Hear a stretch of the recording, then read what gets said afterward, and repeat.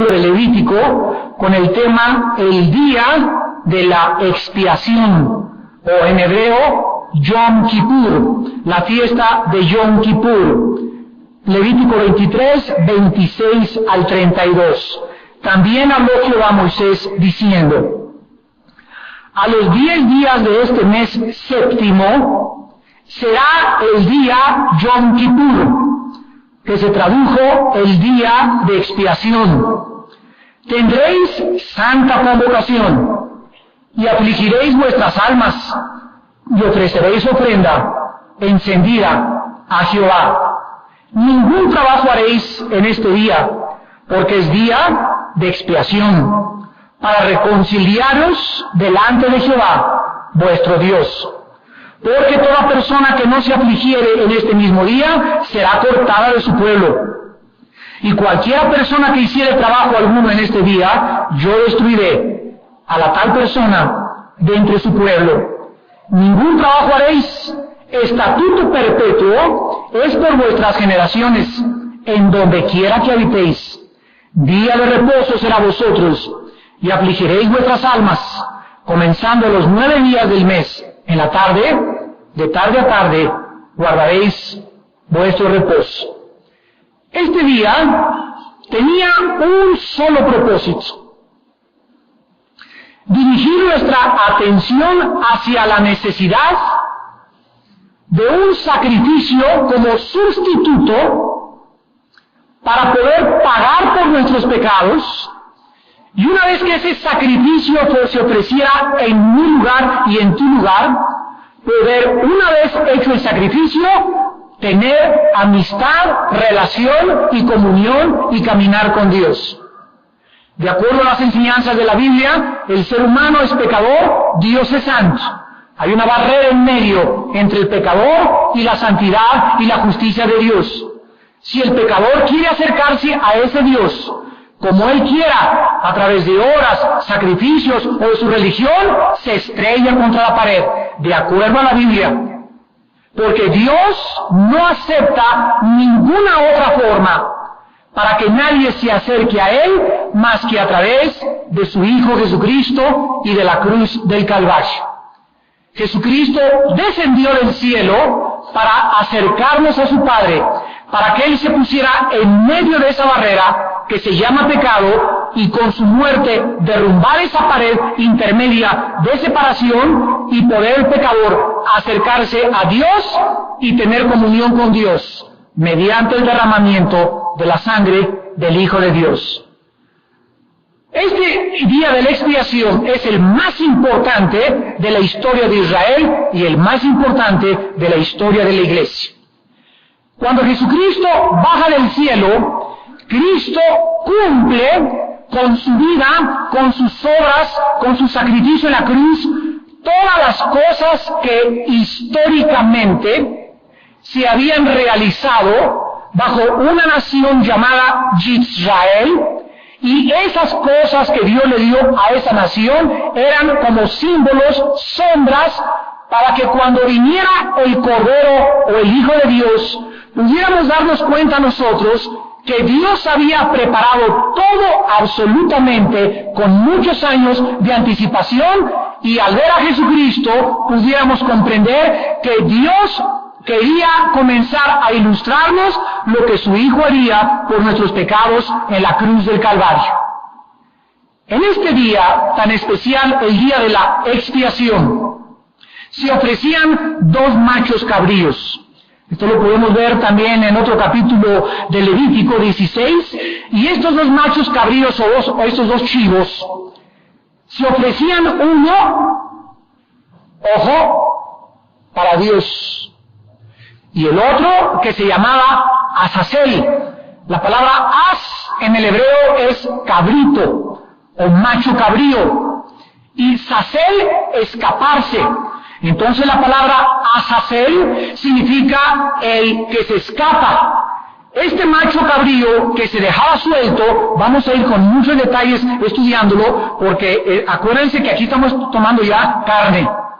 Aquí en esta iglesia ya dejamos la leche hace muchos años, Venimos a alimentarnos con bisteces y con chuletas verdaderamente de carne espiritual para nuestra vida.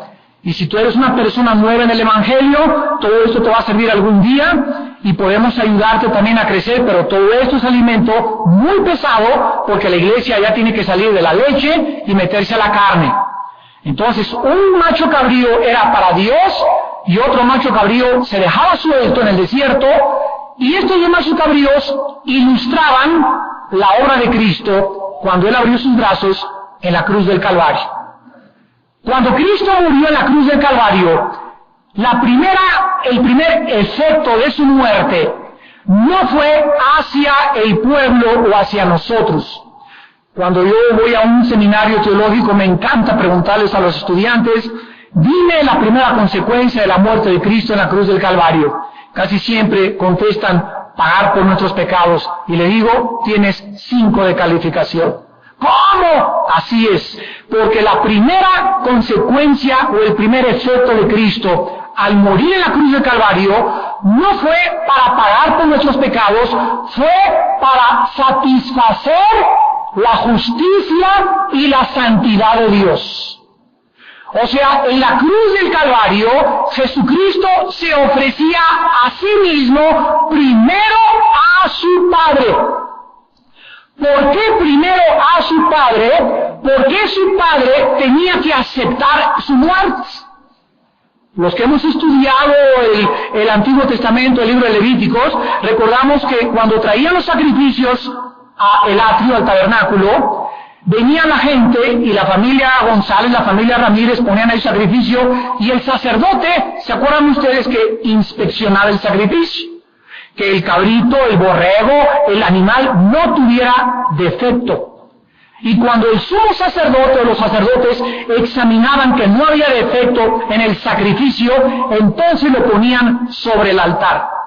Entonces, cuando Cristo hizo su aparición en la historia humana, Cristo tenía que demostrarle a la nación judía de que su vida era sin defecto, sin pecado, cosa que ningún ser humano pudo haber hecho, porque dice la Biblia que todos nacimos bajo pecado. El pecado entró por un hombre, por el pecado la muerte pasó a todos los hombres por cuanto todos pecamos, Romanos 5:12.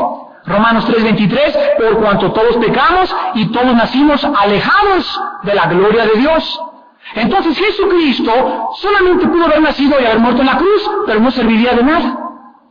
Él pudo haber nacido y no luego haber muerto en la cruz y se hubiera solucionado todo. ¿Por qué tuvo que vivir 3 años y medio y 30 años en la oscuridad y hacer sanidades y predicar y echar fuera demonios para cumplir la justicia de Dios? Para cumplir los 10 mandamientos, cosa que nadie hubiera podido cumplir. Y cuando Cristo abre sus manos en la cruz del Calvario, lo examinaron Pilato, lo examinaron los sacerdotes, el centurión romano dijo, este hombre es el Hijo de Dios, Pilato dijo, me lavo las manos, no encuentro mal. Todos los seres humanos, no hubo acusación contra él para que lo culparan y lo crucificaran. ¿Por qué? Porque era el inmaculado, santo, justo de Dios. Entonces, cuando Cristo muere en el Calvario, tenía que ser examinado antes de dar su sangre. Y el juez es el que tenía que examinar. Y su padre dijo, este es mi hijo, amado, en quien tengo toda mi complacencia. Cuando Cristo fue a la cruz del Calvario, durante su vida cumplió toda la ley de Dios. Cumplió los 10 mandamientos, cumplió los ritos, la ceremonia, las fiestas, fue a la fiesta de la Pascua, fue aquí, fue allá. Sus padres cumplieron la justicia porque tenía que ser cumplida toda justicia. Cuando Juan el Bautista lo iba a bautizar, Juan dijo, pero ¿cómo puedes tú someterte a mi bautismo? Que fue la respuesta de Cristo, es necesario que se cumpla toda justicia. Mateo 5, el cielo y la tierra pasarán, pero ni una jota, ni una tilde de la ley pasarán. La ley de mi Padre se tiene que cumplir. Entonces, al morir Cristo en la cruz del Calvario, su sacrificio tenía primero que ser aceptado por Dios. Una vez que Dios dijera, este realmente es el sacrificio que yo he pedido y este es el único que puede salvar a la humanidad, Cristo estaba en posición de poder cubrir, limpiar y borrar para siempre nuestros pecados. Esto está ilustrado en los dos machos cabríos. El primer macho cabrío era para Jehová. El sacrificio de Cristo fue primero hacia Dios. El cabrío o el macho que era soltado representaba al Cristo que resucitaba y se llevaba lejos de nosotros y de la vista de su Padre a nuestros pecados. En este día, solo una vez al año, nada más una vez al año, el día 10 del séptimo mes, el sacerdote entraba al lugar santísimo dentro del velo con la sangre del macho cabrío como holocausto o como ofrenda por nuestros pecados. Aquí al entrar al propiciatorio, que era una cosita así como este púlpito, con una cornisa alrededor, y abajo estaban los 10 mandamientos, el maná y la vara de Aarón, en lo que se llamaba el propiciatorio y en todo lo que formaba parte de esta cajita. Ahí arriba venía el sacerdote y ahí vertía la sangre del macho cabrío. Aquí está un querubín, aquí está otro querubín, con los ojos mirando hacia abajo, con las alas cubiertas y mirando a esa sangre. Los querubines siempre han representado la santidad de Dios. El sacerdote vertía la sangre y entonces se purificaban 3 cosas. 3 cosas el día de la expiación purificaba con la sangre: el sacerdocio, el santuario y a Israel como nación. A ver otra vez, ese sacrificio del día de la expiación borraba o quitaba o cubría los pecados de los sacerdotes. Primero ellos tenían que ser cubiertos.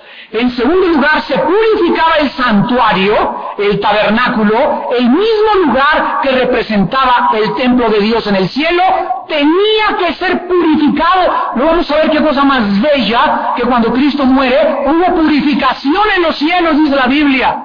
Dicen Colosenses que se reconciliaron las cosas de los que están en los cielos y en la tierra. Pregunta, ¿cómo es posible que en el cielo también haya efectuado y haya hecho efecto la sangre de Cristo? Porque los cielos también fueron contaminados con el pecado de Satanás. Pero lo vamos a ir viendo cada día con más detalles.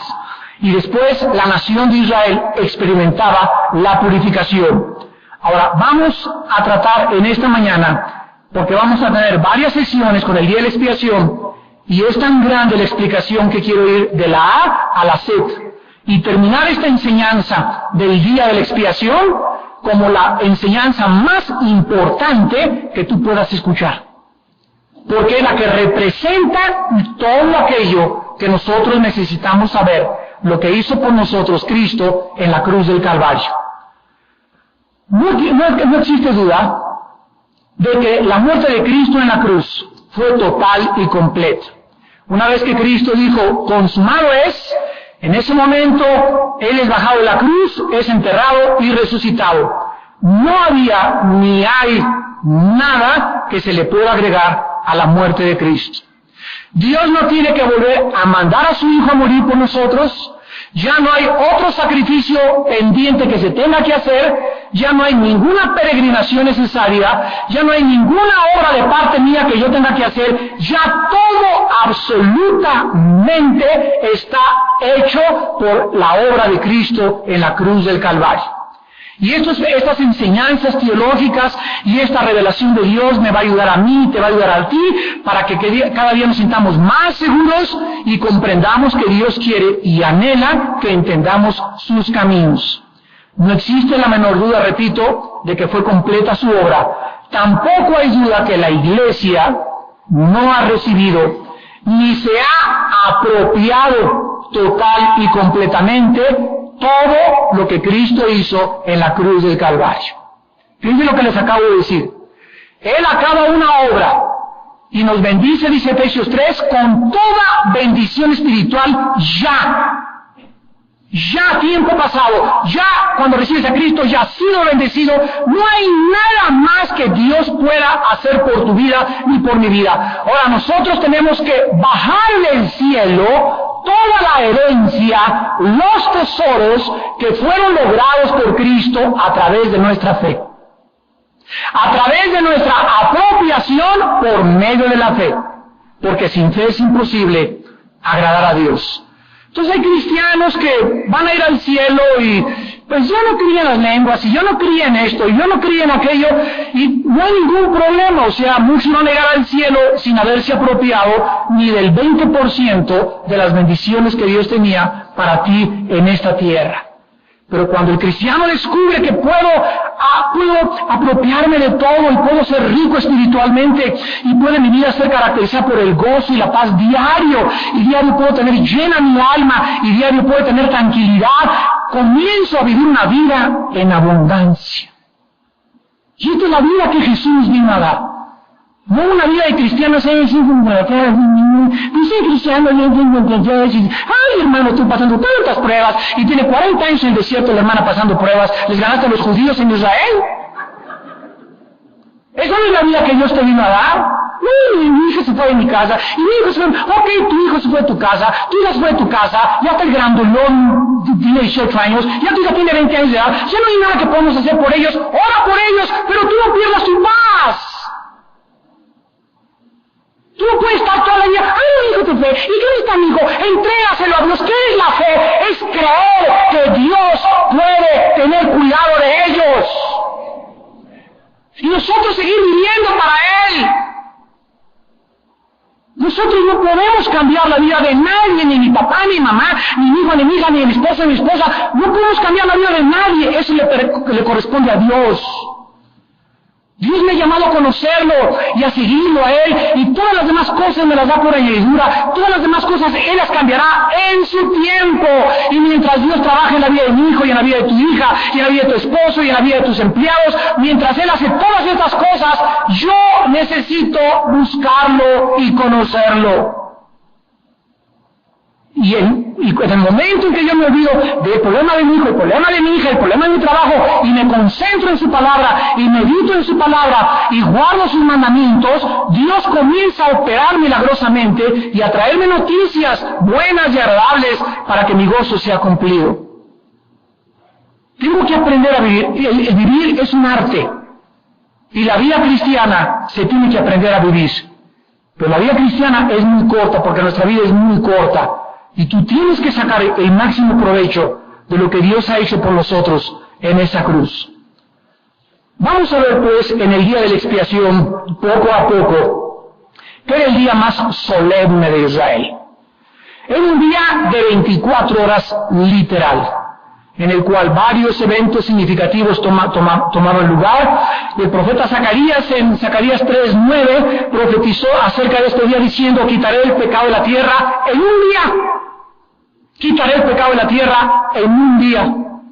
Y fue exactamente en 6 horas, que fue lo que duró Cristo de las 9 a las 3 de la tarde en la cruz, en un día, lo que Dios hizo por nosotros, y en un día Dios resolvió para siempre el problema del pecado humano con la muerte de su Hijo en la cruz. La fiesta de la Pascua sucedió en 24 horas en un día, pero ha estado abierta para todos, para todo aquel que en Él crea. Pentecostés sucedió en un día, en 24 horas, pero Pentecostés sigue abierto para todos los que quieran ser recipientes y ser llenos del Espíritu Santo. Vayamos pues y aboquémonos al estudio detallado del día de la expiación. Levítico 23. Y vamos a ver en primer lugar el versículo 27, que dice: a los 10 días de este mes séptimo será el día de la expiación. Tendréis santa convocación. Número 1. Este día era un día de santa convocación. Kodesh Mikra en el hebreo, o Kadosh Mikra. Kadosh, santo; Mikra, reunión, convocación o santa asamblea. Esta reunión era algo diferente, era algo separado, era algo solemne, lo vamos a ir viendo poco a poco. Era un día de total y absoluto reposo, tranquilidad, nada de trabajar, nada de estar intranquilos, nada de estar nerviosos, era un día totalmente en que la nación debería estar en paz. Si alguna persona en ese día hacía algo de trabajo o laboraba en cualquier cosa, era cortada del pueblo. Así de grave, Dios quiere impactar e impresionar nuestra alma, por lo que en ese día Dios castigaba tan dura y severamente. Cuando una persona trabajaba en el día de la expiación, era cortada del pueblo de Israel, era sacada del pueblo de Israel. Entonces Dios tiene algo muy importante que decirnos, y la razón por la cual en ese día no se podía hacer absolutamente nada. Veamos esta enseñanza. Para nosotros los creyentes, existe una verdadera obra terminada con Cristo en la cruz, y este reposo o este descanso espiritual no es por nuestras obras de justicia, sino por la cruz de Cristo. Déjenme explicarles. Antes de que yo viniera a la cruz de Cristo, y antes de que tú vinieras, de alguna forma todos teníamos X religión. Todas las religiones, sin ninguna excepción, musulmanes o el Islam, catolicismo, judaísmo, budismo, todas las religiones, sin excepción, tratan de hacer obras para que Dios los acepte, y peregrinaciones y sacrificios. Tienen que hacer algo. La carne, el cuerpo humano tiene que hacer algo, y dar esto y dar aquello, construir un asilo, un hospital para limpiar mi conciencia, tengo que hacer buenas obras, en Navidad por lo menos darle de comer a los pobres, o regalar $1 millón a un asilo. Bill Gates, el hombre más rico del mundo, dio quién sabe cuántas cosas, pero el ser humano siempre está buscando dar, o hacer algo para poder tener un poco más tranquila la conciencia y saber que Dios me vio lo que hice y que me fuera aceptado por Dios. En el momento en que yo llego a la cruz del Calvario y me doy cuenta que Dios no me pide hacer D de Daniel, nada, sino que Él hizo todo en la cruz, en ese momento, por primera vez en mi vida, descansa mi alma de obrar y de hacer algo para que Dios me acepte. Es en la cruz y en la vida de su Hijo donde el Padre me acepta. Cuando llego a la cruz, llego sin hacer nada. Nadie puede llegar a la cruz. Señor, ¿te acuerdas del asilo que hice para los ancianitos? Y construí muchos orfanatorios y hice buenas limosnas. No hay nada al llegar a la cruz que podamos decirle a Dios, acéptame por algo que te ofrezco. Porque es Dios el que hizo por nosotros todo en la muerte de su Hijo. Veamos otras verdades. Primero en el libro de capítulo 3, Tito 3, del 4 al 7. Lo explica Tito y nos dice, Tito 3, del 4 al 7, pero cuando se manifestó la bondad de Dios con nuestro Salvador y su amor para con los hombres, nos salvó. No por obras de justicia que nosotros hubiéramos hecho, subrayalo, nos salvó, no por obras de justicia que nosotros hubiéramos hecho, sino por su misericordia, por el lavamiento de la regeneración y por la renovación en el Espíritu Santo, el cual derramó en nosotros abundantemente por Jesucristo nuestro Salvador, para que, justificados por su gracia, no por las obras, viniésemos a ser herederos conforme a la esperanza de la vida eterna. La Biblia tiene este mensaje del Génesis al Apocalipsis. Desde que Abraham fue llamado por Dios, Dios le justificó, le declaró que le aceptaba, no porque se haya circuncidado, no porque Abraham haya hecho o haya ofrecido a su hijo Isaac, él ya estaba justificado, no porque Abraham se haya portado bien, Dios lo declara justo porque creyó la promesa de Dios. Romanos capítulo 4 te explica todo el caso de Abraham. Antes de que fuera Abraham cumpliendo la circuncisión y los ritos, Dios le declara justo a Abraham. O sea, que desde Adán hasta el Apocalipsis, la salvación es por la fe. La salvación es por la fe. La fe es el único medio a través del cual el ser humano se apropia lo que Dios hizo en la cruz en nuestro lugar, a través de nuestra fe en la sangre derramada en el Hijo de Dios. Veamos también en Mateo capítulo 11 lo que Jesucristo dijo cuando vino al mundo. Dice Mateo 11, 28 al 30. Vengan a mí todos los que están, ¿qué cosa? Trabajados y cargados, y yo os haré descansar. Observen lo siguiente. Si yo en esta mañana no me siento harto de esta vida, harto de las religiones, harto de la hipocresía del mundo, cansado ya de la familia, cansado ya de esto, cansado. Si yo no estoy en esa posición de sentirme cansado y trabajado, yo no puedo oír la voz de Jesús. Porque el llamamiento del cielo a los seres humanos es a los que están trabajados y cargados. Porque mientras tú te sientes, yo tengo una posición de Dios, yo estoy muy bien, yo tengo mi religión, nunca podrás venir a la cruz. Desgraciadamente Dios permite en nuestra vida cargas y trabajos, desilusiones y decepciones para que nos demos cuenta que el mundo no tiene nada que ofrecernos. Y cuando estoy en esa posición en la que yo no puedo ofrecerle nada a Dios, es cuando vengo a Cristo y escucha lo que dice Cristo: yo te haré descansar. ¿Qué le dijo Dios a Israel? Ninguna obra harás sería día de reposo cuando el sumo sacerdote ofrezca los 2 machos cabríos y se lleve a cabo el día de la expiación. ¿Qué implicaba el día de reposo? Que no es hasta que venimos a Cristo y saber que no son nuestras obras, ni tengo que hacer nada para que Él me salve, cuando mi alma tiene un descanso verdadero. Jesús es el instrumento del cielo, aquí en la tierra, donde el alma humana encuentra descanso, donde encuentras paz. Te puedes ir a Cancún y acostarte en una hamaca 4 días y lunes en la mañana, otra vez, día de los niños a la escuela, y descansaste 3 o 4 días, estás en pie de la puesta en Acapulco y con tu coco, ¿verdad?, a las 6 de la tarde con la puesta del sol. ¿Y qué pensamos todos? Ojalá que ahorita viniera el rapto.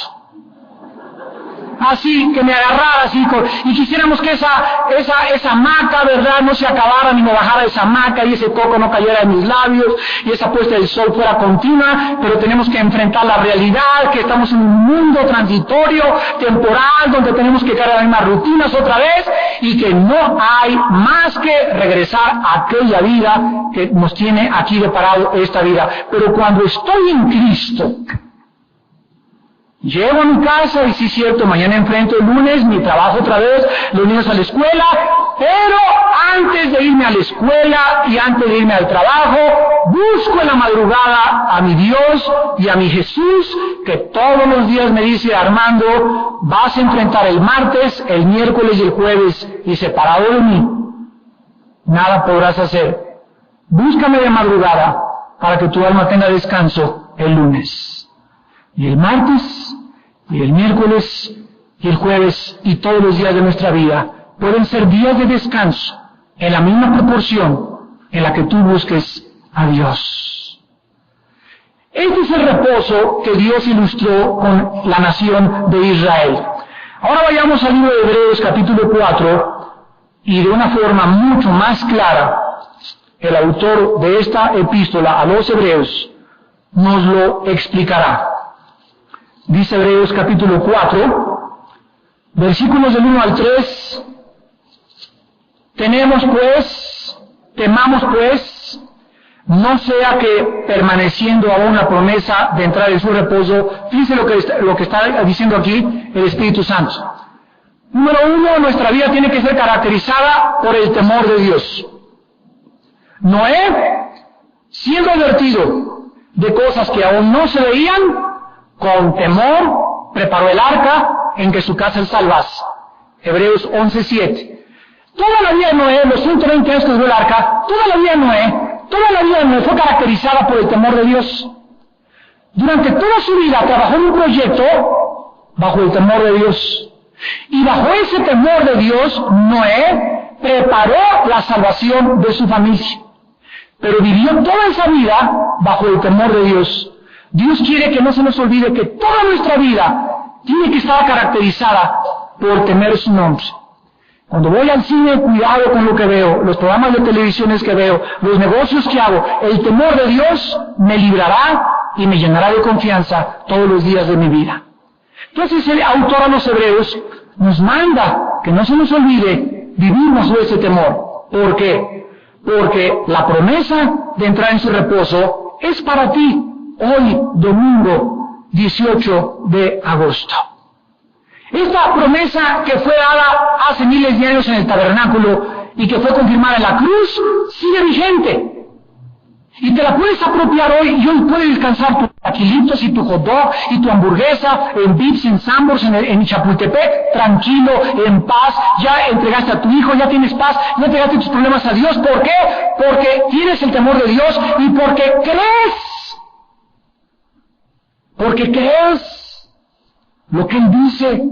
Miren a continuación lo que dice: permaneciendo la promesa de entrar a su reposo, alguno de ustedes parezca no haberlo alcanzado. No haber alcanzado, ¿de qué está hablando? ¿Qué es lo que muchos cristianos no han alcanzado? El reposo de Dios.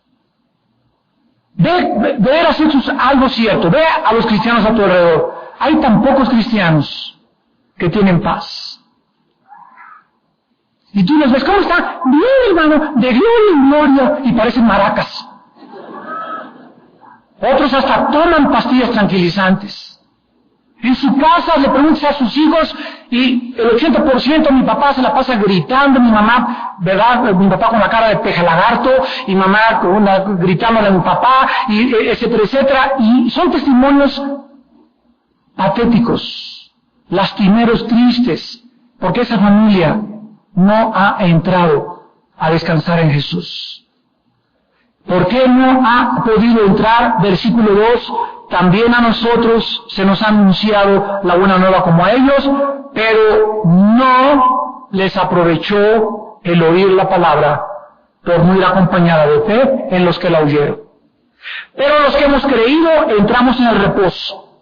Los que hemos creído entramos en el reposo. Porque muchos cristianos, siendo cristianos, bautizados con el Espíritu Santo, hablan en lenguas, se les aparecen los ángeles en la madrugada, Juan Diego se les apareció hace una semana, etcétera, etcétera. ¿Por qué tantos cristianos aún tienen visiones y van a congresos y van por allá? Pero sus vidas, el 80% de las 16 horas diarias que vivimos, porque 8 horas las pasamos dormidos, no tienen paz, no tienen tranquilidad, no tienen amor, no tienen gozo, no disfrutan la vida, no disfrutan la comida, no disfrutan nada. ¿Por qué? Porque no creen lo que Dios dice. Porque sin fe es imposible descansar. Si tú no crees que Dios va a tener cuidado de tu hijo, no vas a descansar. Y tu hijo te va a quitar la paz durante 2 años de tu vida. Si tú no crees que Dios va a cambiar a tu esposo, no vas a descansar. Si no crees que te va a prosperar Dios, no vas a descansar. Si no creemos, no podemos descansar. Porque nuestro descanso tiene una base, la fe. Creerle a Dios. Oh Dios, yo sé que no me dejarás, eres mi pastor, nada me faltará, me harás descansar en lugares de dedicados pastos, no tendré miedo jamás, el temor no entrará a mi vida porque tú estarás conmigo. Y si tú no eres lleno de estas promesas de Dios y no crees lo que Dios te dice, vas a vivir toda tu vida cristiana sin descanso. Porque hay un reposo para el pueblo de Dios, pero entran los que han creído en Jesucristo. En segundo lugar, regresamos al Levítico, era un día de ayuno. Era un día de ayuno. Levítico 23, 27. Tendréis santa convocación y afligiréis vuestra alma. Quiero que observen, lo vamos a ver más adelante, que el ayuno está relacionado con la aflicción del alma humana. Versículo 29. Toda persona que no se afligiere en este mismo día será cortada del pueblo. Versículo 32. Día de reposo será vosotros, afligiréis vuestras almas. Comenzando a los 9 días del mes en la tarde, guardaréis vuestro reposo. En Hechos 27:9. Este día se le llama el ayuno, pues que era el único día de las festividades del Señor que se apartaba específicamente como el día del ayuno oficial de la nación de Israel. El ayuno siempre ha sido y debe ser, recuérdalo, aflicción de la carne. ¿Por qué ayuno los viernes yo? ¿Por qué ayuno los fines de semana cada mes? ¿Por qué ayunas hermanos? No es para Señor. Voy a ayunar en 3 días para que me sanes a mi menú pingüín. Voy a ayunar, Señor, para que me concedas y me des para las colegiaturas de mis hijos. Voy a ayunar, Señor. Nunca uses el ayuno para echarle manita de puerco a Dios.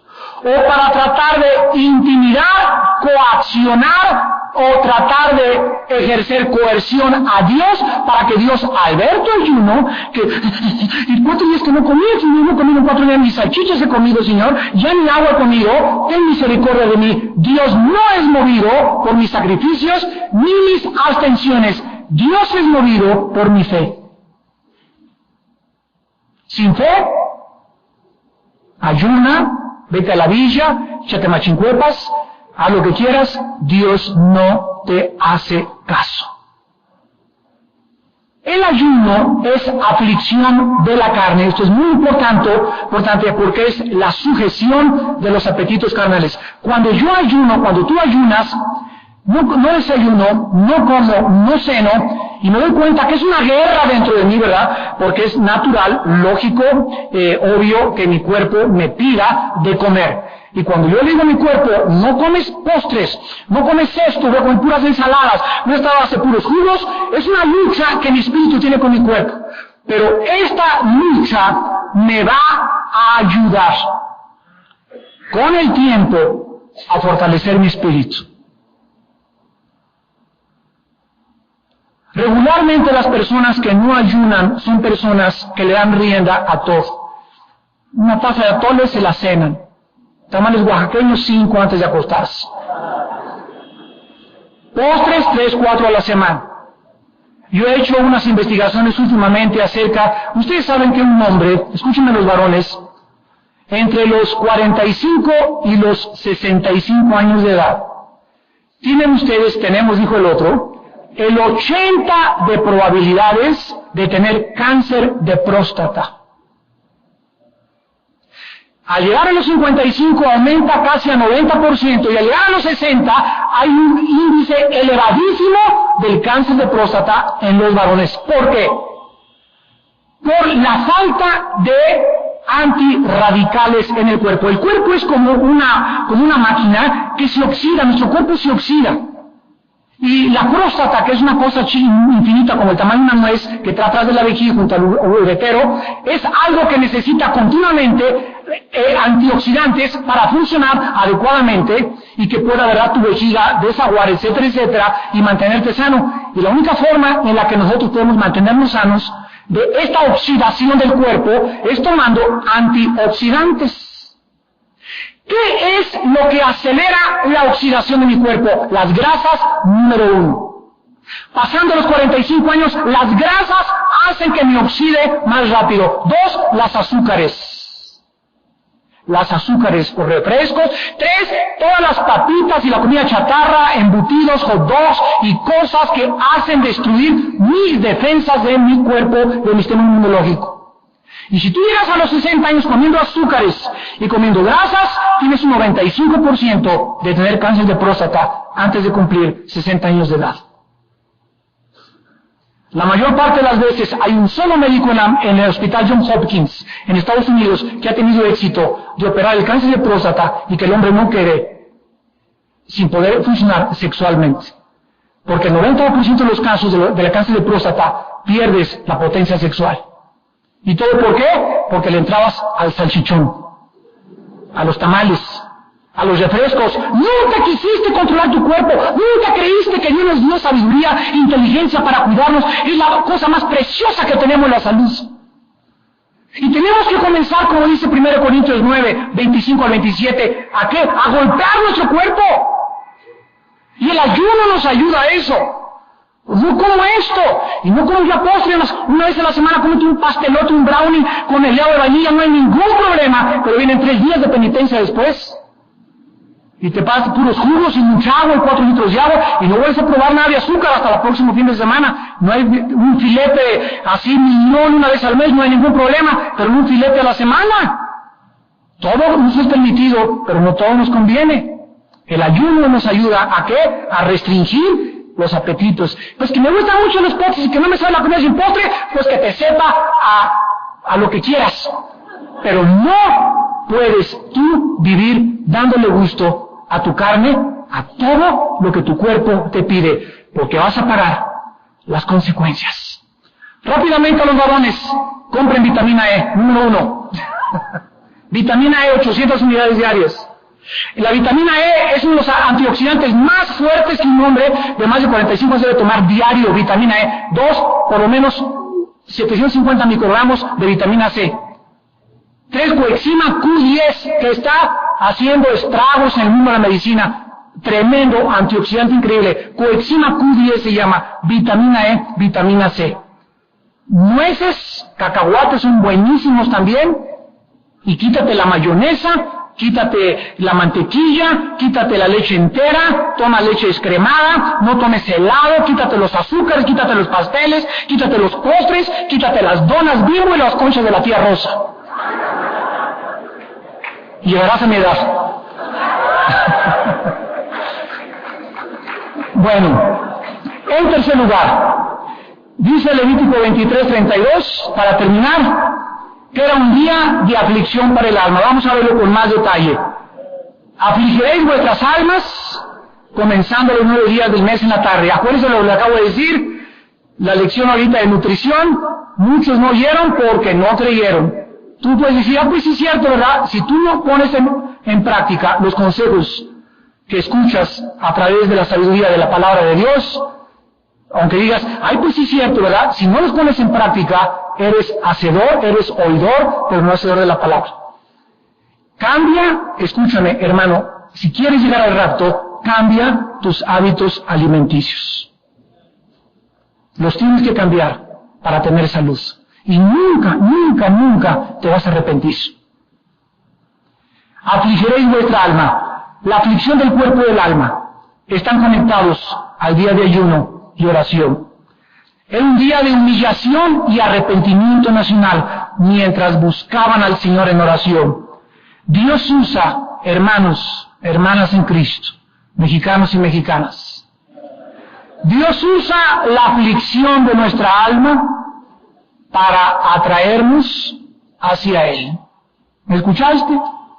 ¿Por qué les manda Dios? Aflijan su alma, y el ayuno es un buen medio para afligir mi alma y llorar y arrepentirme de mis pecados y examinar mi corazón, porque Dios busca a aquel que tiene un corazón contrito y humillado. Veamos esto en el Salmo 119. Dice el Salmo 119, versículo 67 y 71. Salmo 119, 67 y 71. Antes que fuera yo humillado, descarriado andaba, mas ahora guardo tu palabra. ¿Qué es lo que a veces nos descarría? ¿Qué es lo que nos saca del camino? ¿Qué es? El orgullo. ¿Qué es lo contrario a la humillación? Andar orgulloso en la vida. Tengo esto, me va bien, por aquí, por allá, y aquí la chava, y esto y el otro, papuchas. Y esa actitud tuya ante la vida, y que aquí tú que tú las puedes, eso te va a sacar del camino. Entonces, ¿qué va a pasar? Como Dios no quiere que andes con esa actitud en la vida, te va a humillar. Antes de que fuera humillado, descarriado andaba, mas ahora guardo tu palabra. Y dice el versículo 71 del mismo capítulo, bueno me es haber sido humillado para que aprenda tus estatutos. ¿Qué nos manda el Nuevo Testamento en 1 Pedro 5? Humíllense ustedes ante la poderosa mano de Dios y Él los exaltará. Dios me manda y me dice, hermano, busca humillarte. ¿Cómo puedo humillar, Señor? Hazle favores a tu esposa, pídele perdón a aquel aunque no te haya ofendido. Tú humíllate, busca la forma tú de hacerte menos que los demás siempre. Y si tú haces eso, te voy a levantar. Pero si tú no buscas humillarte en tu vida y tú no lo haces, yo lo tendré que hacer. Porque nadie que no viva humillado me puede servir, dice el Señor. Y estas lecciones que Dios le dio a Israel eran para que nosotros entendiésemos con la iluminación del Espíritu de Dios todos los detalles y todas las cosas que sucedieron eran para nuestra enseñanza. Cualquiera que rehusara afligir su alma era cortado del pueblo. La aflicción de nuestra alma nos habla de ¿qué? De juzgarnos a nosotros mismos. Para no ser juzgados por el Señor. Busquemos un día a la semana, un viernes, un sábado, en el que ayunes en la tarde o a lo mejor la comida y te vas entrenando, el otro viernes ya te quitas 2, a los 3 viernes ya te quitas las 3 comidas. Busca un día, amado Santo de Dios, en el que tú estés a solas con Dios y su palabra. Los alimentos nos ayudan a golpear la carne, repito, y afligir nuestra alma, y usa esas horas para decirle a Dios, oh Dios, examíname, qué tan buen padre he sido ahora, qué tan buen esposo he mejorado, cómo he mejorado en mis negocios. Padre, humilla, búscame, escudriñame. Y si tú tienes esta actitud en la vida, de estar continuamente buscando a Dios para que Dios te muestre tus áreas oscuras y grises de tu corazón, no sabes cómo te va a bendecir Dios. Miren esta verdad en 1 Corintios para terminar, capítulo 11. Dice en 1 Corintios 11, 31 y 32, si nos examinásemos a nosotros mismos, no seríamos juzgados. El hermano cometió adulterio. Dios te da la oportunidad de que te examines, de que te arrepientas y de que te levantes, antes de que el juicio caiga sobre tu vida. Dios nunca juzga a nadie inmediatamente. Dios es un Dios de misericordia y de amor, y nos da la oportunidad de arrepentirnos. Pero si nosotros insistimos en esta actitud y en este pecado, viene el juicio. Si nos examinásemos, no seríamos juzgados. Mas siendo juzgados, somos castigados por el Señor, para que no seamos condenados con el mundo. Y en 2 Corintios, capítulo 13, versículo 5, dice el apóstol otra vez, examinaos a vosotros mismos si estáis en la fe. Probaos a vosotros mismos. ¿O no conocéis a vosotros mismos que Jesucristo está en vosotros, a menos de que estéis reprobados? Un día a la semana, dile a Dios, a ver, Señor, muéstrame cuánta fe he tenido en ti. ¿Tengo más paz? ¿Tengo más gozo? ¿Tengo más amor con mi familia? ¿Soy más honesto en mis negocios? ¿En qué no creo, Señor? ¿En qué he sido incrédulo? ¿En qué cosas no te he agradado? Examínate, hermano. Examinémonos todos. Es un hábito bendito afligir nuestra alma, sobre todo cuando alguien pagó por nuestros pecados. Y esta es la única forma en la que comenzamos a apropiarnos de los beneficios de alguien que murió en nuestro lugar, para que ahora sepamos que tiene delante de nosotros puesta una mesa, un banquete espiritual, si nosotros creemos lo que Dios nos manda en su santa palabra. Oremos. Señor, gracias por tu palabra y por el sacrificio de tu Hijo, que primero que nada murió para satisfacer tu justicia y tu santidad. Tú lo encontraste sin pecado, por lo cual Él estaba calificado desde el cielo para ser nuestro Salvador. Porque el Salvador de los seres humanos no podía ser un hombre común y corriente. Por cuanto todos hemos pecado Y todos necesitamos que alguien primero haga un sacrificio por nuestros pecados para poder después ayudar a otras personas. Por eso los sacerdotes primero hacían sacrificio por ellos, porque eran humanos, hijos de Aarón, de la tribu de Leví. Pero estando presente ya Cristo, ante un sacrificio máximo y más excelente, hecho una vez y para siempre, con su cuerpo como una ofrenda, nos hizo perfectos para siempre. Te damos gracias, Señor, porque ya no hay necesidad de más sacrificios, ni ritos, ni cosas que el ser humano pueda hacer. Ya Jesús lo hizo todo. Ahora nos mandas creerlo y caminar en la vida, creyendo cada consejo que nos das. Porque si nos dice a tu Hijo, ¿cómo no nos darás todas las cosas si te las pedimos? Bendito seas, Jesús, por tu vida en esa cruz y por habernos dado descanso a nuestra alma en esta mañana. Un descanso en el cual debemos de vivir diario y no permitir que ninguna ansiedad gobierne nuestra vida. Por nada estéis afanosos. No se turbe vuestro corazón ni tenga miedo. Si creen en Dios, crean también en mí, dijo Jesús.